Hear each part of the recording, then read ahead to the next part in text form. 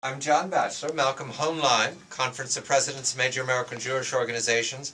The discord of the day, the President of the United States making remarks on the road outside of the White House in preparation for a resignation speech, a departure speech by the President of Egypt, Hosni Mubarak.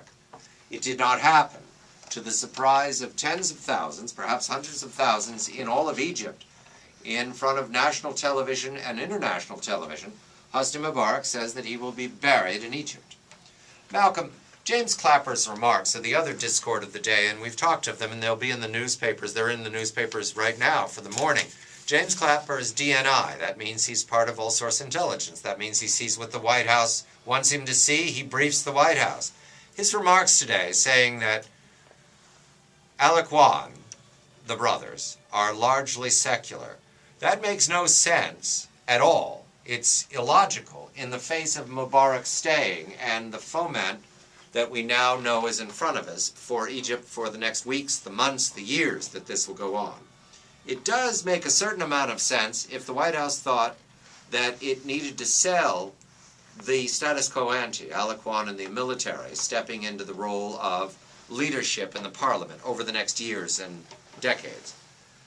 So I'm puzzling if the script in Washington was, Mubarak will obey us, he will depart, and we'll sell the American people on the idea that what we have in Egypt is common ground, disparate voices working together.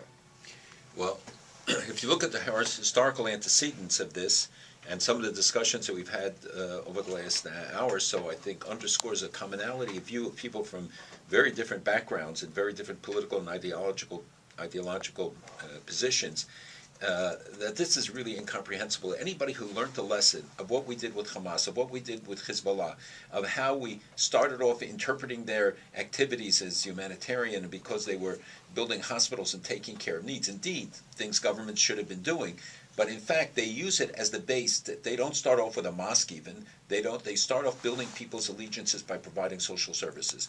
For the head of the NDI to come in, the National Intelligence Director, and to give a testimony before members of Congress who had to be incredulous, listening at a time when there's been so much information available and even contradicted by other members like Mueller of the FBI. But to try and say this is a heterogeneous group, don't try and judge them, don't try to box them into one particular point of view.